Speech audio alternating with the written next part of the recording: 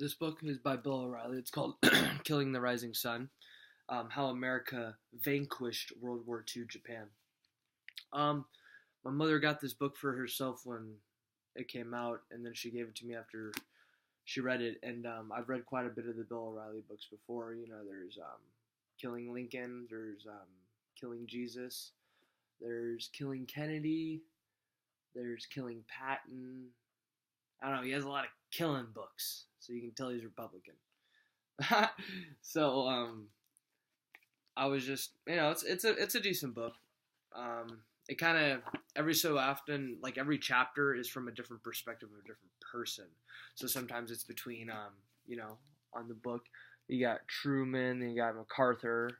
It switches off from a few other generals or a few other leaders, like during the war. It even switches off between the Emperor Hirohito, or I forgot how to pronounce his name. It's Hirohito or something like that.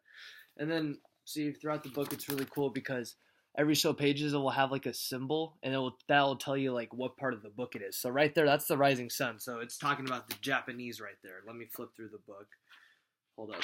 It takes a little bit. See right there that what I previously showed you as a rising sun. Look at this flag. It's American. So now it's talking, about America, and this is all about taking down Japan. So it's just between America and Japan in this book, and talking about the Hiroshima and Nagasaki bomb. It kind of talks about that, and it also talks about the making of the nuclear bomb, which I thought was really cool. And I don't know, it's a cool book because I like how it gives you both perspectives in a way.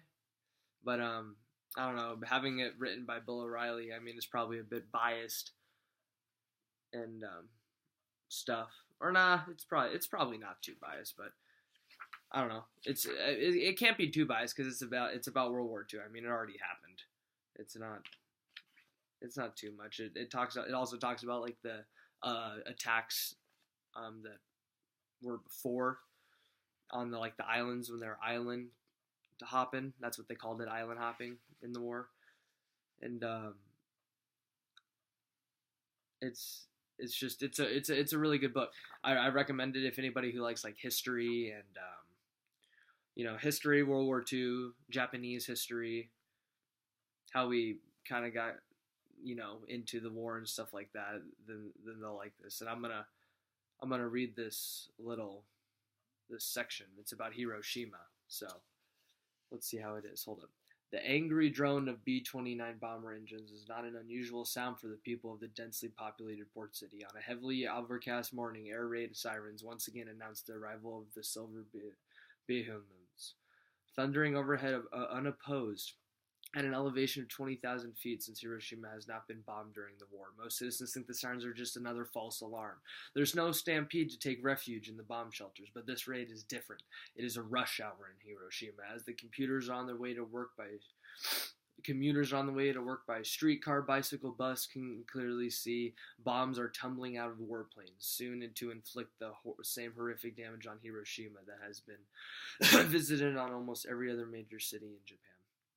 Until today, the city is located mouth of Ota River Delta has been spared. Even as B-29 raids have systematically destroyed most of Japan, major cities like Tokyo were first bombed. Now General Curtis LeMay is directing his bombers towards secondary targets such as Toyama, a hub of ball-bearing aluminum production. 4 days ago, 182 B-29s literally leveled Toyama by dropping 1,466 tons of conventional and incendiary bombs on the city. No home or industry was left unpunished, with one estimate showing 99.5% of Toyama wiped off the map.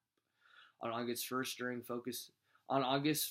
during attacks focusing on Japan's ability to transport men and material, the rail hub of Hyochi was liberated by Army Air Corps' 58th Bomb Wing. In addition, the 313th Bomb Wing decimated the rail hub of Nagaoka, and 314th vaporized the tiny rail of Mito. See, and it's really cool. It gives you a lot of factual information. Like it was giving you specific numbers on weight of stuff and this specific number of planes and stuff like that. And it's a very descriptive, good book with a lot of, I don't know, I guess gory battles and scenes and stuff. But I recommend this to any person who likes history and likes a little bit of violence in it.